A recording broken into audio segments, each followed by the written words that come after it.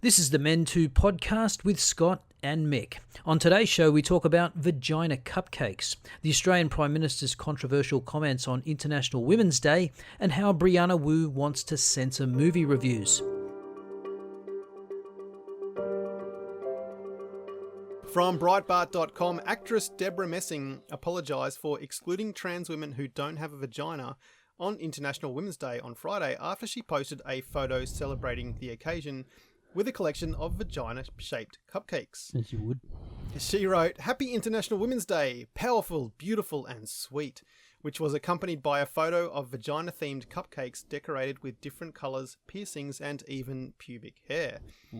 However, Debra Messing later realised that in posting an image of solely vaginas, she had excluded trans women who don't have a vagina. She later wrote, "I want to apologise to my trans sisters. This photo was supposed to be light and sassy. The first thing I thought when I saw this photo was, wow, how wonderful. Each one is unique in colour and shape and size. The porn industry has perpetuated this myth of what a beautiful vagina looks like. And as a result, there are women who feel shame or insecure about the shape of the vulva." Oh, really? I have to disagree with all of this because I don't think there are any beautiful vaginas at all. I've never seen one. There's a reason why we used to say, "Do you want to bump uglies?" Because our genitals are not attractive things. So I object on that. And there's this insinuation that somehow the porn industry is responsible for women feeling bad about their vagina. Look, your vagina's ugly. I don't care who you are. You can shave it, you can dress it up, you can put a little bow on it. I don't care. It doesn't look good. So, are you telling me that you wouldn't eat a vagina cupcake? I might eat one. I can close my eyes and put it in my mouth. Yeah, I suppose. Did you see the photo? Which one was your favourite cupcake? Well, they might as well all be just pink with purple polka dots. I don't care. They're if all I saw a ugly to vagina me. that was pink with purple polka dots, I'd probably ask her to go and get a check at the doctor. Um, Well, she got some interesting feedback on her Instagram post for this backpedal, because you just shoot yourself in the foot when you apologise for absolutely no reason. But someone said, "Wow, Miss Messing, you are an absolute disgrace to real women everywhere. This is vulgar and misses the whole point of what it is to be a woman." Shailene S. said, "So basically being a woman is this fluid idea with no grounding in objective reality. It's all subjective." Nice. But I think a large part of this was to save face with her fan base, which a large part of which is LGBT $ community. In May 2017, she received an award from GLAAD, the Gay and Lesbian Alliance Against Defamation, because she made a plea to Ivanka Trump to stop her father's policies on transgender issues. So she's obviously got transgender fans. She's probably, trying to placate them. I've offended someone. My message probably resonated with 100,000 women, but because 3 trans women were pissed off, I have to placate them. It's just stupidity. Well, it's kind of ironic because, she was the star actress of Will and Grace, which was one of the first comedy TV shows ever to have a leading gay male actor. So she was a bit of a celebrity in the LGBT community back in the early 2000s. Yeah, well, she actually turned that role down initially because up until that point, gay people had been portrayed as like caricatures, like the flamboyant gay guy. They weren't taken seriously, and so she turned it down, and then they said, "No, we're going to do this seriously and respectfully," and all this kind of stuff. So she actually took the role, and so she's always been this sort of proud LGBTI activist. She's done a lot of, if you look her up, you get lots of references of her as an activist. She's not just an actress. She's out there. She's done a lot on AIDS, and she's done domestic violence stuff. She's done a lot of LGBTI stuff. So, she's obviously well respected in that community, and I think she's just doing some ass covering for the 3 people that were actually offended. Well, what did they want? What did the trans community want? Did they actually want her to have penises on cupcakes as well? Was that what they were missing? Well, I think there's just any excuse to claim that you're oppressed. Victimhood pays. You are a victim because someone excluded you by virtue of the fact. But, the funny thing is, really, this is one of the defining, I think, things that should define what a woman is. Actually having A vagina. female How dare you? sexual organs. How dare you? I mean, I don't care if you think you're a woman. At the level of the chromosomes, you're not. Doesn't matter what you do to your body. But this will now get you banned off Twitter, by the way. It's just saying this sort of stuff. Yeah, well, I mean, it's just, she would be considered one of the biggest lefties in Hollywood, and she has been annihilated by the very monsters that they have helped create. Yeah, it's part 357 in The Left Eats Itself again. But she's got form here. She has tweeted stuff and had to retract it again several times. A couple of times I had here. In 2016, she was criticised for tweeting out a selfie while watching news about a shooting at UCLA, and she was wearing a shirt that said "Under the gun." So everyone, tweet out a selfie of yourself. She could have tweeted out her message without the selfie, basically. And a lot of people criticised her for this, and she deleted the tweet. And then only a month later, she put her foot in it again when she accused country music star Blake Shelton of endorsing Trump. So apparently Shelton said, whether you love him or hate him, he says what he thinks, and he's proven that you don't always have to be so afraid. A lot of people are pulling for him, no matter how much Hollywood fights it. So this is July 2016, before the election. He's behind in the polls. Anyway, she took that as an endorsement, and she went on Twitter, and she twatted, which is the past tense of tweet. Oh my God, how, at Gwen Stefani, who is Shelton's girlfriend, please talk to your man not to vote for the person who will strip you of your rights. To which Shelton replied, I purposely stay out of pushing my opinions on people. I encourage young people to make up their own mind. And of course she apologised and she deleted that tweet. So she's an idiot, basically.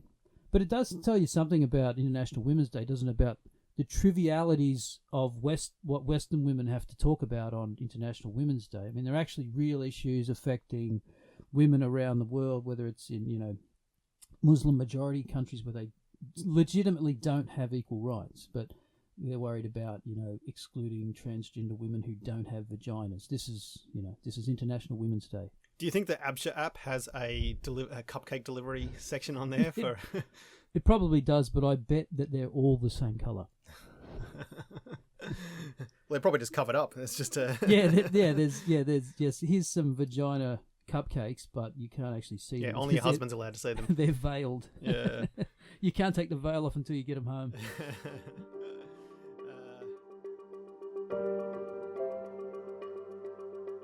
And you can now find the MEN2 Podcast on iTunes, SoundCloud, Spotify, Podbean and Castbox. So if you like what you hear, please subscribe and leave us a review.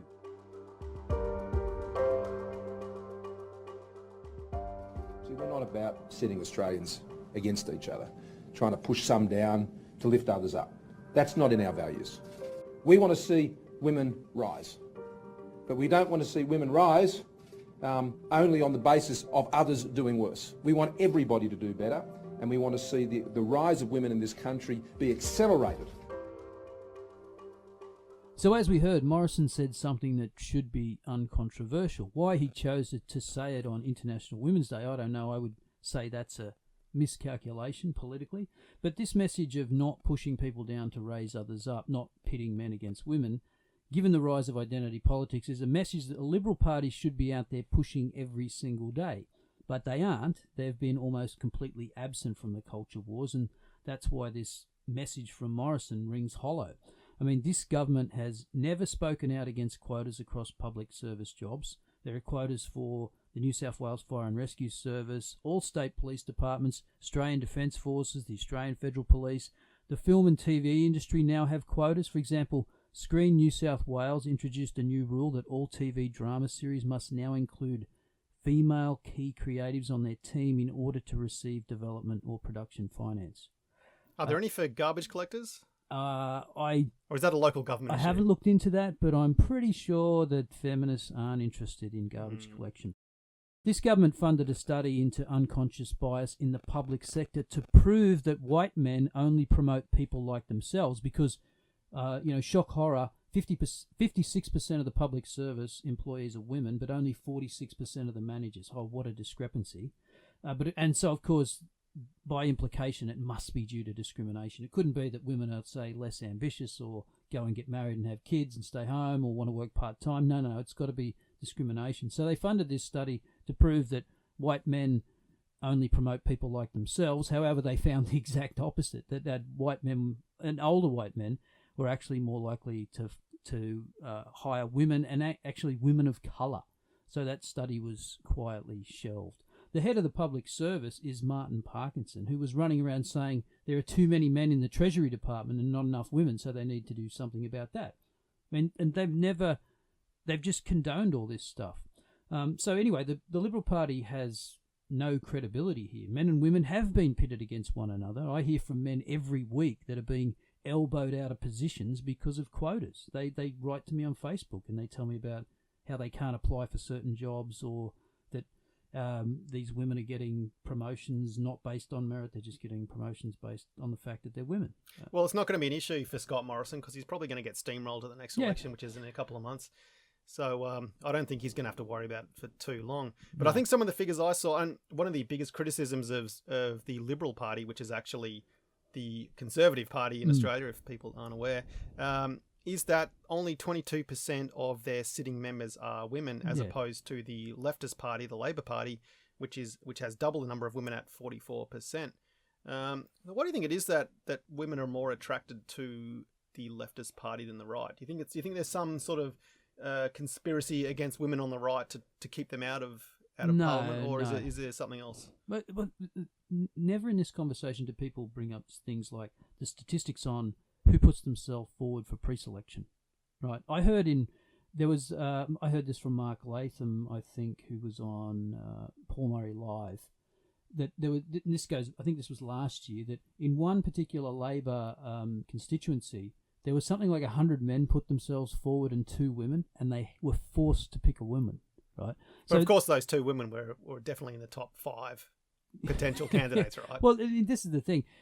So the idea that Labor's... So what we know, Bettina Arndt pulled out some interesting statistics about when women come out of university. Both men and women lean left when they come out of university. The men swing back to about 50-50. The women don't. This is a recent phenomenon. This has only been happening in the last decade. She was on Sky News talking about this. So there are more women that lean left. This hasn't always been the way. I mean, if you go back, I don't know in Australia, but I've seen data back to Eisenhower in the States, and you can find that more women voted Conservative than men. Was this before the welfare state was introduced? Yep. Yeah. I think it's a welfare state issue. I think that women tend to require welfare, especially single mothers, and I think that is a big reason why women tend to vote left and be attracted to the leftist parties more than... I think that's one of them, but who plays into the feelings and emotions today? It's the left. It's identity politics. They play that game more, and so I think it's becoming more and more bifurcated. In the last US presidential election, if you have a look at the difference between how men and women voted, the widest on record. Women were overwhelmingly for Clinton, men were overwhelmingly for Trump. And it was the biggest gap on record going back, as I said, to Eisenhower. Mm-hmm. And that's as far back as we have reliable data. So getting back to this pitting men against women, we have pitted men against women because the Liberal Party hasn't stood up and really taken on identity politics. They have not waged war on this identity politics at all. I mean, they've pretty much paid lip service to it, if anything. I mean, it's amazing Morrison even said this, and why he chose International Women's Day to say it is hilarious. I mean, he just re-upped the funding for violence against women programs, which is a completely gendered approach to domestic violence. They've condoned the government-funded campaigns that support the all-women victims, the all-male perpetrator narrative. So I think it's too late to say you don't want to pit men and women against one another. You already have. And it's going to get worse under the Labor Party.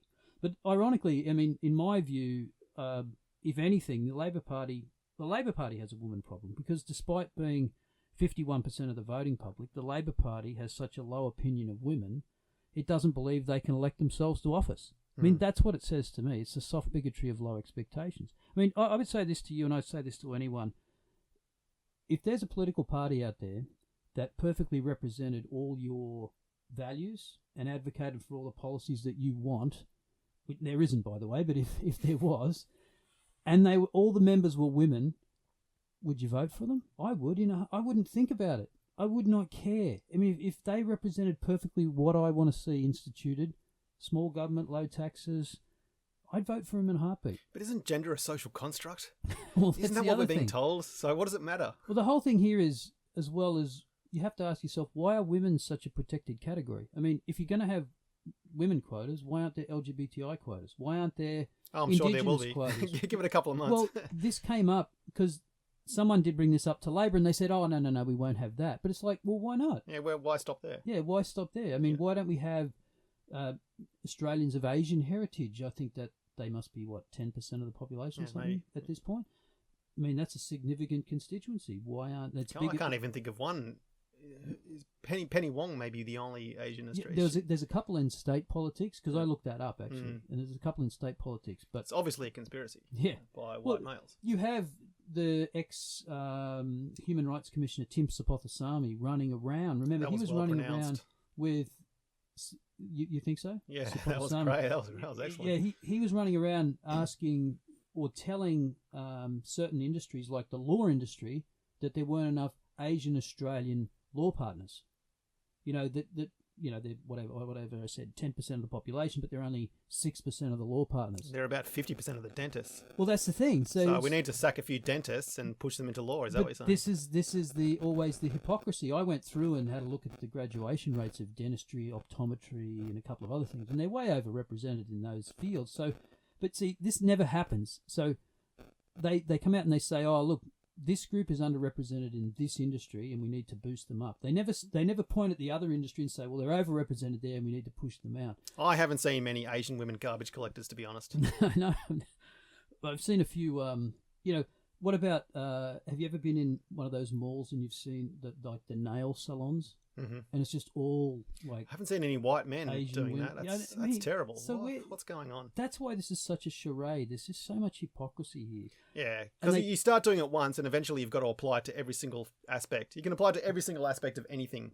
But this is a part of particularly feminism that I've pointed out many times, that you have to have that part of your brain removed that regulates hypocrisy and consistency. They have no problem with inconsistency.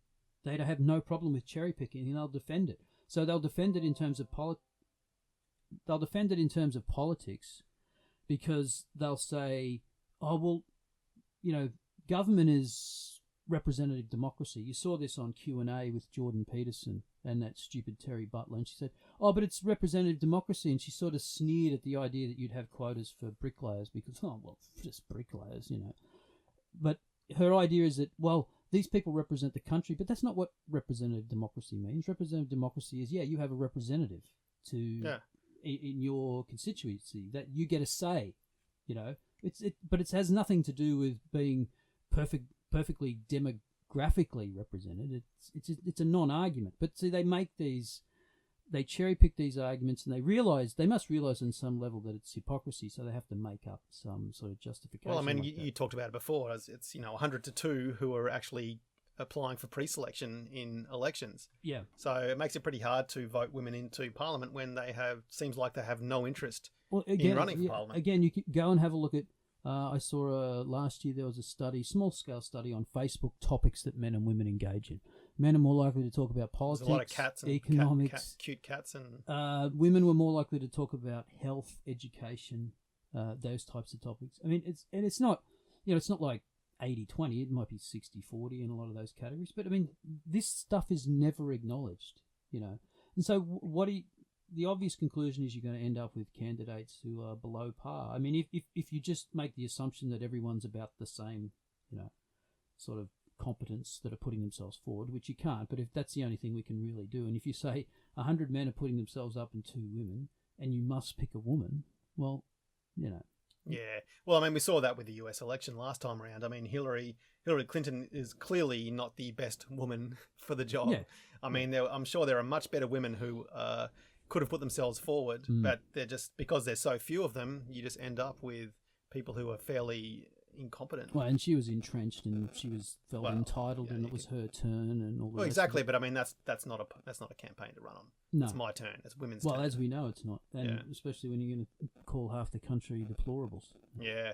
Well, I mean the women who are in the Democrats now. I mean, I can't think of a single one who would even be remotely a good president. I mean, you've got Elizabeth Warren who lied about being an American Indian. You've got a bunch of the new faces, the new women who are getting attention now, like Alexandria Ocasio-Cortez and Ilhan Omar. I mean, which of them is going to be a potential candidate? I mean, they're socialists and borderline racists. Yeah. It's good that they're getting a lot of attention because it exposes how empty they actually are. I mean, Cortez, I don't know if you've seen her saying grilling Wells Fargo the other day. Did you see this? Oh, I saw parts of it, yeah. I mean, why did they fund gas pipeline? Oh, gas pipeline. What happens if the gas pipeline leaks? Yeah, and like it was their fault. Yeah. He Like, said we just fund it. Yeah, we just financing. provide the finance for it. We don't actually build the thing. Jesus, yeah, I mean, they're just making dicks out of themselves. I mean, and she's 29 years of age? She used to be a bartender.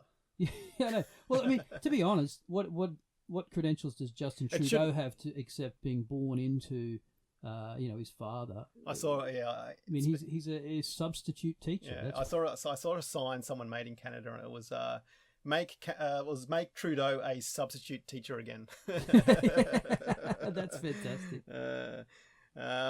Yeah. Well, I tell you, just to finish off, the New South Wales elections are coming up, and One Nation has actually come out with a policy to get rid of gender quotas in employment. And this is Latham's out there pushing this stuff, right? Latham he's an intelligent operator, and he knows hot button issues. He knows this is one of them. And this is one of the culture war issues that the major parties do not touch. Yeah. And he's going to go after it. Yeah, and the Liberal Democrats have also been. I mean, Senator Leyonhjelm has been getting stuck into the quota stuff as well recently. But yeah, the big parties are just pretty much taking the narrative that this stuff is needed and this is what people want. Yeah. I don't know if it is. What do you think? I mean, what do you think? Do you think most people actually agree with this stuff? It's hard to say. As usual, I think it's sort of the Chihuahua effect. It's a small group of very noisy people. But I mean, I guess we run in our own echo chambers. I just went to a conference in Perth. The people I talked to just all shake their head. I mean, people that come into the was the Communist Association of Australia's national get together, all about liberty. Oh, liberty! Yeah, Liberty Fest Perth, Liberty Fest in the West. So yeah, I mean, everybody there just thinks it's all nuts. Did the guy from Hutt River come down? Hutt River. Do you know about Hutt River? No. There's a guy who he's about, I think he's 500 or 1,000 kilometres north of Perth. And in the 70s, he found a loophole in the Constitution which allowed him to secede. And he still, today, he has his own little country, and it's called the Principality of Hutt River. Awesome. And I think he may have abdicated, and now his son is now the king of Hutt River. And they've got their own passports and money, and I think you can set up a corporation there and pay no tax, and the government's just kind of ignored it. Move there. What's that? I think I might move there. Yeah, well, I was wondering if the King of Hutt River actually came down I didn't see him. Fest. But I tell you who was there, Linda Reynolds. So for the VIPs and the speakers, it's because I was a speaker, we got a private lunch with Linda Reynolds, Senator Linda Reynolds. And of course, if people listening to this podcast follow my channel, they'll know that I made a video about Linda Reynolds, who said that, why don't we have mixed gender sports teams? Great idea. Men and women playing rugby league against each other. Yep. Fantastic NFL. stuff. The NFL would be great. I'd actually watch it. So that was interesting. So I got introduced to her and I shook her hand and someone introduced me and of course she's got no idea who I am. I just the way it would have been funny if she knew. You're the prop in her new touch rugby team. Hilarious stuff. It's kind of a familiar story at this point, right? We were here with Ghostbusters. It seems like any time a woman steps forward and tries to, put her toe in the water for a male-dominated field, we're right back here. Does this mean we need legislation? Well, I think that there is certainly a role in Washington for us to address what women face both in the tech industry and what users face on the other side. Ah, yes, good old melted face Wu. Now, this is a classic case of meteor strikes Earth, women most affected. Remember that her Gamergate buddies Anita Sarkeesian and Zoe Quinn went to the United Nations in 2015 and gave a speech about abuse of women online, and they produced a report which was then later retracted because of how poorly written it was and referenced. So, for example, apparently they had like footnotes that linked to a document on Anita Sarkeesian's computer in the report. So if you click the it come anywhere. I thought Brianna Wu was a computer programmer. No, this is Sarkeesian and Zoe right. Quinn. So I just want to set up this context because they've been whinging about this for years already. This is not new. They whinged about it and they made a big fuss about it. There was all these headlines. They went to the United Nations and then the report, we're going to produce a report. They produced a report. Everyone just, straight away saw it was full of crap and badly referenced and footnoted, and they pulled it. And they said they were going to replace it. They never have. So this is all about, women being attacked online, in particular journalists and people like Brianna Wu. It's very self-involved. Last year, Amnesty International came out with a report and they concluded that the violence and abuse many women experience on Twitter has a detrimental effect on their right to express themselves freely, equally, and without fear. Notice the concept creep of the definition of violence. We're talking about words here. So basically they want free speech on social media. Is that what you're saying? I think they want the exact opposite of that. Oh, right. Yeah, What a surprise. that's what they're going for. Yeah. She wants to. I mean, this the clip we played before was in reference to Captain Marvel and all the crap that's been heaped on Brie Larson, and so of course it can't be that people actually find what Brie Larson says objectionable. It can't be that people don't like social justice infused into their movies, and this is what they're complaining about. It can't be any of those things. No, it has to be misogyny. I mean, it must be so easy for these women every time something goes against them, they can just always play the misogyny card. That's it. You don't need to actually address issues. It's misogyny. The hypocrisy of a movie about a strong independent woman starring a strong independent woman, but she needs the government to protect them from bad reviews. It totally makes sense. Yeah, but I mean, one of the funny things about that, there's a meme flying around now about that this is a Mary Sue character because the greatest adversity that she faced as a kid, she has these flashbacks. I haven't seen the movie, but spoiler alert, this is what's in it. Boys told her that she couldn't play baseball, right? This is the great adversity she faced. Was that because she was just bad at baseball, or she wasn't allowed because she was a girl? Because misogyny apparently, that no one can prove it actually existed, but let's say that it's true. But here's the thing, like Spider-Man, parents killed. Superman, parents incinerated on an exploding planet. Batman, his parents were killed in front of him. They shot in front of him. But what's Captain Marvel? Someone told her she couldn't play baseball. This is a great tragedy. But getting back to the Amnesty International quote, that all this violence and abuse of women on Twitter has a detrimental effect on their right to express themselves equally. Well, it doesn't make any sense at all. Of course, they have the right. Is it jamming up their keyboards or something? Is that what's happening? Yeah, I mean the right to express themselves. No, look, there's a block function on Twitter. You can just ignore anything. Yeah, just grow a pair. But we'll get to why they do this or they make these claims. Now, here's the interesting thing about the Amnesty International report was they were asked by the very progressive NPR, how do men's experiences compare? And Amnesty International had to admit they didn't actually ask men. And this is not unintentional. This happens all the time because when you ask both sexes about their experiences, you get some very inconvenient results, especially when you're trying to push the narrative of female victimhood. But luckily, the Pew Research organisation has done the work on this. They did 2 large-scale studies, the first one in 2013, the second one in 2016, about abuse online. The results were identical. And they are as follows. Men were more likely to experience online abuse, not by much, just slightly. Of the 6 categories of abuse, men and women experience about the same level in 3 of those categories. And in 2 of the categories, name-calling and physical threats of violence, men get more.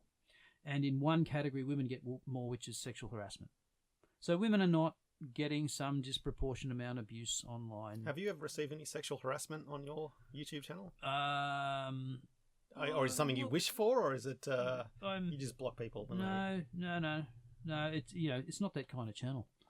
Doesn't really garner those kind of responses. Maybe I should change that. Maybe you should. Maybe you should do it with your shirt off. Yeah. See what kind of responses you get.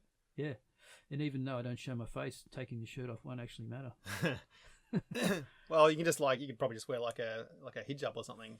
Still won't matter since I don't even show myself on my channel. But Right. That is going to change, probably in the near future. To the chagrin I'm of going to many. unsubscribe as soon as that video comes I know. out. I'll wake up tomorrow and I've lost 50,000 subscribers just because of that comment. But the real difference. So if you go back to that Pew Research study that I mentioned, and basically men get slightly more abuse online. But here's the real difference, and this is never mentioned. It's how upset men and women feel about their experiences. They asked them this, right? So 38% of women found the experience very or extremely upsetting. Only 17% of men said the same thing. While 64% of men found their experience to be a little or not upsetting at all. 38% of women said the same. So it's sort of 2/3, 1/3. So it's the emotional response to what they're saying. Exactly. Women have a lower threshold for abuse and being harassed. Or let's not call it harassed because it's not necessarily harassed. They don't even like being argued against, Words on... I don't understand how words on a screen could be considered harassment. Yeah. Unless it's, I'm going to kill you, yeah, etc., etc. But I mean, even then, what percentage of... I had this question at the conference that I just went to because I spoke about this stuff. About the title of my talk was Toxic Masculinity or Fragile Femininity. I was making the case that, yes, there's some toxic masculinity if you want to look at aberrant behaviours, but fragile femininity, I think, is a bigger problem because we're inculcating this mindset in young women that they're fragile and they constantly need support and the patriarchy's out to get them and they can't go anywhere, they'll be abused or harassed or whatever. And someone asked me, I got an audience question that said, I work at this place and we get calls all the time, people abusing us, and I can just tell. I told the guy on the other end of the phone, piss off, I'm going to come around and beat the shit out of you. But a girl can't do that, he said. And I said, and I didn't have a good answer at the time, but I said, look, I don't know what the answer is, but I don't think coddling women. I mean, and I made the point to him, said, do you know what percentage of online threats manifest in real violence? I mean, it's virtually zero. I mean, it is. Yeah, people who are going to do real violence don't actually tell you they're going to do it beforehand. Yeah, they don't tell you their big grand plan. They just do it. And the thing I did think about later, I mean, this just goes to a mindset of how men are automatically willing to sort of step in on behalf of women rather than let them figure something out themselves. I didn't think of this at the time, but why didn't I could have just said, look, that girl who gets abused over the phone, she could just say, or online, she could just say, I'm going to send my 6'4" brother around to your house and take care of you, my father, my boyfriend. There's, it doesn't make any sense. Women are not unduly getting a disproportionate amount of abuse. With respect to journalists on Twitter, they have come in for some more abuse recently. The learn to code thing, but remember that was you. That was all you, wasn't it? It was. I did get banned. Are you for still 12 back? Are you hours. back on Twitter? It was only 12 hours. It was only 12 hours, and I was asleep for 7 of them, so right. it wasn't a big problem. Yeah. But that was gendered because a lot of the women that got the abuse. But again, I mean, I'm reticent to even say abuse because a lot of it was, you've now pushed this diversity agenda. What you did is you came in to the Huffington Post, for example, and you said, too many white people writing opinion pieces, too many white men in particular. So we went out and got all these diversity candidates, and we've got black women writing and lesbian women writing, and isn't it wonderful? And guess what? No one reads the bullshit. And so they cut yous all. And so everyone's just having a laugh at you, going, yeah, what did you expect would happen? Learn to code. That was it. Well, that was after they told all of the coal miners who were going to lose their jobs to go learn to code as well. Yeah. So it was just kind of an exactly. irony. But again, it's meteor strikes Earth, women most affected. If it was happening to male journalists, do you think any of this would happen? No. And by the way, Jack, what's his name? Twitter Dorsey, man? Jack Dorsey. Jack Dorsey was on Sam Harris's podcast, and he mentioned this, that I mean, it's so hilarious that they pretend that they're not political. He's basically said, you'd have to go back and listen to it. It's a long podcast, and he's extremely boring to listen to. But he said something about taking a victim-centered approach. So, he's talking about people being dogpiled on Twitter. But he mentioned, and women. He said it in there. And again, there's no evidence that women are getting a disproportionate amount of this harassment necessarily, any more than men. And as we showed in the beginning, they don't even ask the experiences of men, right? They just automatically, a woman has complained, therefore bad, must do something about it. There's just, it's so hilarious to watch this stuff play out. I mean, we're supposed to think of women as strong and independent, and yet, if someone can't handle a few pixels on the screen. Exactly. Yeah, I think Brianna Wu probably wants to regulate YouTube likes too, because that interview that she did, it at the time I saw it had 36 likes and 2,700 dislikes. Yeah, I mean, I'm sure people from Gamergate days would probably just look at her name and just would downvote it without looking. Just the fact that she's on the screen. But I mean, she's just another look. Something's happening to me, and therefore I want it banned. Something. It's just, but this is consistent with this generation's thinking, isn't it? They just want more authority figures in their lives regulating it for them. Yeah. Well, it looks like she's probably never going to make it into government anyway, considering she can't even win her own electorate as a Democrat. Yeah. I think she's running again in 2020. So, if you want the government to start clamping down on your freedom of speech, vote Brianna Wu. Yeah. Well, there's plenty of people who want that. I mean, just to give you some more context on this, in Australia here, this idea that women are abused online more than men. In 2016, The Guardian documented which federal MPs got the most abuse in the run-up to the federal election. Now, at the time, women were about 27% of MPs. So you would expect, if you looked at the top 20 abused most MPs, approximately 5, a quarter, would be women if abuse was distributed evenly. How many women do you think appeared in the top 20 list? Not many. 0. 0. And it was George Christensen got the most crap, and then it was basically conservatives in the top 10. I don't think even Turnbull. What about even Pauline Hanson? Was she running as a... She wasn't she? I would have thought she would. I would have thought she'd be top 5 easily. She didn't even make the top 20. Oh, okay. So there you go. I mean, but here's the thing about that Guardian article. That was the first half of the article, and then the second half of the article was about Lee Sales. And I don't know if you remember, you probably didn't pay attention, not many people did. She gave an interview to Turnbull, as they always do before the elections, and it was all very jovial, and they were laughing and making little jokes, and the left got really outraged, and it was a softball interview, and you didn't ask him out, and so she got all this abuse on Twitter, right? So the article started out. It's typical Guard. The article started out talking about the most abused MPs online, which were all male. You would have thought that was the story. But the whole story turned into how terrible Twitter is because meteor strikes Earth, women most affected. How terrible Twitter is for women. I think Pauline Hanson, she should be put up there as a champion of how to deal with harassment, because the amount of shit she has copped over the years.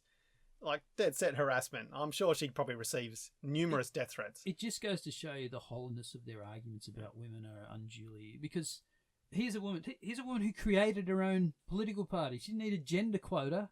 I mean, she gets 10% of the vote, something like that. 10%? She got 10%? Yeah, she's pushing 10. She like in the last poll, she's pushing to get more than the Greens this time, possibly. Maybe they should merge with the Greens. Yeah, I mean that's what the Greens always want a female leader. They don't. They ideologically it's just. But I mean, it's just so hilarious. I mean, Peter Credlin's another one. Peter Credlin, who was so maligned, and all these. Nikki Sava wrote this book about how she was basically banging Tony Abbott. I mean, it's just there's no evidence for this, but she's a conservative. Have you woman, seen Tony in Speedos though? Have you seen him in Speedos? No, I have seen him in Speedos. You know, unfortunately, he likes to get around in them. Yeah. Well, back to Brianna Wu, and even she mentioned that, this issue about harassment isn't even the biggest issue for the people in her electorate, and most of those people, she's saying, complain about wealth inequality and having a living wage. So she's on What that is bandwagon as well. what is her constituency? Where is she? I think she's in Massachusetts, Right. but apparently she doesn't even live there, or has never lived there, which is a bit of a problem, I've heard.